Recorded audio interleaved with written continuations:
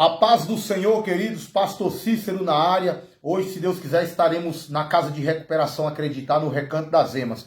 Eu quero trazer uma mensagem aqui rapidinho, Gênesis 4 e Gênesis 6. Gênesis 4, 17 diz: Coabitou Caim com sua mulher, ela concebeu e deu à luz a Enoque. Caim edificou uma cidade e lhe chamou Enoque, o nome do seu filho. Aí a gente vai aqui em Gênesis 6, diz assim, ó, versículo 1. Como se foram multiplicando os homens na terra e lhes nasceram filhas, vendo os filhos de Deus, que as filhas dos homens eram formosas, tomaram para si mulheres, as que entre todas mais lhe agradaram. A dúvida é de algumas pessoas: como é que Caim achou mulher logo após assassinar o seu irmão e fugir da presença de Deus, se a Bíblia relata que eles são os únicos moradores da face da terra? Primeiro, Adão coabitou com a sua mulher e gerou Caim. Depois coabitou com a mulher novamente e gerou seu irmão Abel. E ali não fala mais de pessoas que foram geradas, mas é porque esse texto aqui ele quer falar diretamente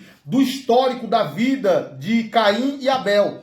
Eles não dão margem, como diz aqui o capítulo 5, já vai dizer o seguinte, versículo 3 do capítulo 5. Viveu Adão 130 anos, gerou um filho à sua semelhança, conforme a sua imagem, lhe chamou o nome de Sete. Depois que gerou Sete, viveu Adão 800 anos e teve filhos e filhas. Era isso que era para falar lá no nascimento de Caim. Depois que gerou Caim, porque o primogênito aqui é o filho de Deus. Vou falar já já sobre isso, porque algumas denominações diz que os filhos de Deus eram anjos que desciam do céu, via as mulheres na terra e coabitavam. A Bíblia diz que nem os anjos tiveram o poder de serem chamados filhos de Deus, mas somente aqueles que crê na mensagem do Senhor Jesus Cristo, ou então, embora cada primogênito que nascesse ali, que abrisse a madre. A própria Bíblia lá em Êxodo vai dizer: todo aquele que abre a madre será consagrado a mim.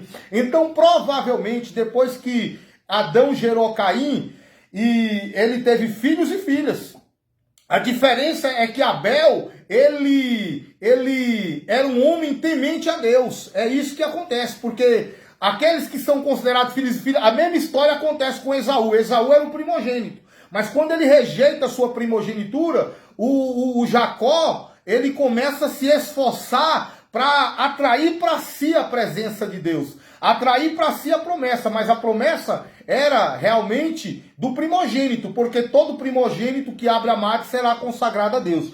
Então, provavelmente, quando gerou Caim, ele viveu mais alguns anos de vida e gerou mais filhos e filhas. Só que a Bíblia não vai falar que ele gerou filhos e filhas, porque a Bíblia faz questão de pular esse fato para contar a história de Caim e Abel, onde os dois sacrificam. Deus se agrada de Abel, da sua oferta, ao ponto que de Caim não se agrada e nem da sua oferta.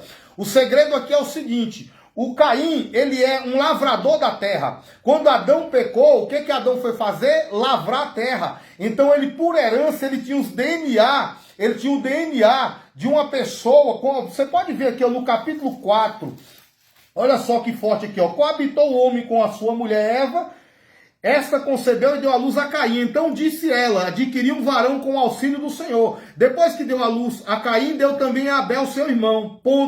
Ponto final. Quer dizer, o nascimento de Caim, ela atribui a Deus. Foi Deus que me deu, com o auxílio do Senhor. Mas quando Abel nasce, provavelmente já não teve o mesmo amor, o mesmo ânimo. Então Abel provavelmente era rejeitado pelos pais. Certo? Então o que acontece? Caim é o paparicado. Então quando os pais resolvem transferir amor acima, desigual, aí Deus pega aquele inferior. É quase sempre assim. Você vê que Isaac amava mais a Esaú. Então o que Deus faz? Então, já que você quer Esaú, eu fico com Jacó. É mais ou menos isso daí. Os homens preferem Saul, porque Saul é bonitão, é alto, tem olhos verdes, cachos nos cabelos, né, simpático, tem toda a pinta de rei para ser rei dos homens. Né, mas não um rei escolhido segundo o coração de Deus.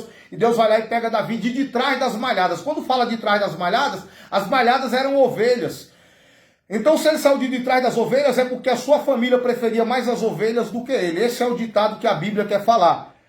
Então, dá-se a entender que já existiam as próprias parentas de Caim ali, espalhadas pela terra, para quando acontecesse o homicídio, ele refugiasse e tivesse mulheres já para ele casar. Capítulo 6, como se foram multiplicando os homens da terra e lhes nasceram filhas, vendo os filhos de Deus que as filhas dos homens eram formosas, tomaram para si mulheres, as quais entre todas mais lhe agradaram.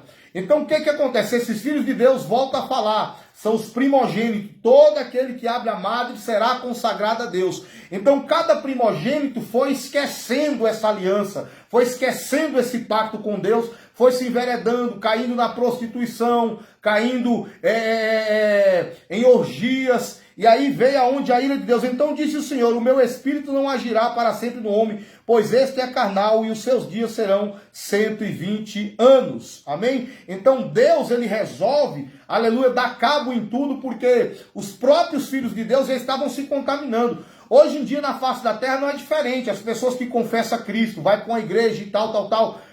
Quantos escândalos está acontecendo dos filhos de Deus?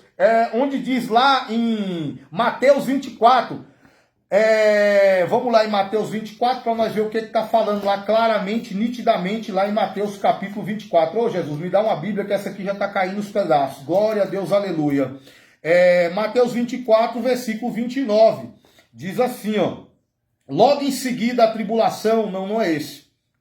É aqui, ó, Mateus 24, versículo 15. Quando, pois, virdes o abominável da desolação, de que falou o profeta Daniel, no lugar santo, quem lê entenda. Então os que estiverem na Judéia, fujam para os montes. A Judéia aqui representa o lugar do nascimento da presença de Jesus. Jesus nasceu em Belém da Judéia. Então o que acontece? Em Judá nós sabemos que era o lugar onde levantaram o altar de Betel. Você vê que as pessoas... Onde é que é o culto? Betel. Onde é que é o lugar da adoração? Betel. Onde é que a gente busca Deus? Na igreja. Onde é que a gente vai hoje no culto? Então tudo isso é relativo ao lugar denominado santo. Só que a abominação da desolação já se tem chegado ao lugar santo. Certo? Então o que acontece? Então não dá mais para confiar inteiramente, aleluia, naquele lugar, que aquele lugar você vai encontrar a presença de Deus, porque existe a corrupção humana, principalmente por parte da liderança, porque quando é os membros que estão se corrompendo, que está caindo, que ainda está fumando, que ainda está cheirando, que ainda está se prostituindo, dá para entender, mas quando é pastores que já caem no adultério, na prostituição, na promiscuidade, era isso que acontecia lá em Gênesis 6. Os filhos de Deus viu que as filhas dos homens lhes agradavam e tomavam ela para si, e isso era contra Deus, porque aquele homem ali era para ser marido de uma só esposa, para ficar firme com uma mulher que realmente lhe fosse a disjuntora, para poder prosseguir com a obra de Deus até a vinda do Cristo Messias. Mas não foi assim que aconteceu desde o princípio. Então Deus ali, ele resolve acabar a terra com as águas do dilúvio do céu. Embora ele faz um arco-íris no céu, dizendo esse é o sinal de que Deus não mais acabará a terra com as águas do dilúvio. Mas água do dilúvio significa água que vem de cima, certo? Mas existem as águas do mar que provavelmente já estavam aqui, não são águas de dilúvio. E nós sabemos que existem as geleiras que vão se derretendo, lugares que vão sendo cobertos pelas águas, outros lugares o mar está recolhendo. Então tudo isso é um sinal, aleluia, do fim dos tempos. Amém? Então Deus é o Deus que comanda. A Bíblia diz lá em Apocalipse, capítulo 19, se eu não me engano, deixa eu ir lá rapidinho. Aqui tem que ser jogo rápido, porque esses vídeos aí, eles não podem ter longevitude, porque às vezes a pessoa não tem tempo para assistir. Mas olha aqui o que vai dizer Apocalipse, capítulo 19. Vai dizer o seguinte, os flagelos, né? Não é Apocalipse 19, não. É Apocalipse... É isso aqui, ó. Apocalipse 16, tá? O quarto anjo derramou a sua taça sobre o sol. Versículo 8, 16, 8. E foi-lhe dado queimar os homens com fogo. Com efeito, os homens se queimaram com um intenso calor e blasfemaram o nome de Deus, que tem autoridade sobre estes flagelos, e não se arrependeram para dar-lhe a glória. Então o que acontece? Você lembra da Covid? Ai, todo mundo começou, eu vou buscar Deus agora e tal, mas daqui a pouco está todo mundo pior, a prostituição aumentou, o feminicídio aumentou, o adultério aumentou, os vícios aumentaram. Então nada, aleluia, para a maldade do coração do homem, a não ser a confissão do nome de Jesus Cristo e um verdadeiro arrependimento. Então o sol abrasou, queimou os homens, mas ainda assim, eles não se arrependerem, então pode Deus aí tocar fogo na terra, mandar dilúvio, que ainda assim o coração dos homens estarão sempre pervertido para fazer o mal contra Deus e contra o seu próximo. Então assim, mas você que é um remanescente, que tem o coração voltado, creia nestes sinais. Deus abençoe a sua vida. Pastor Cícero na área, um forte abraço. Quinta-feira, se Deus quiser, teremos o evangelismo, amém? Deus abençoe a sua vida.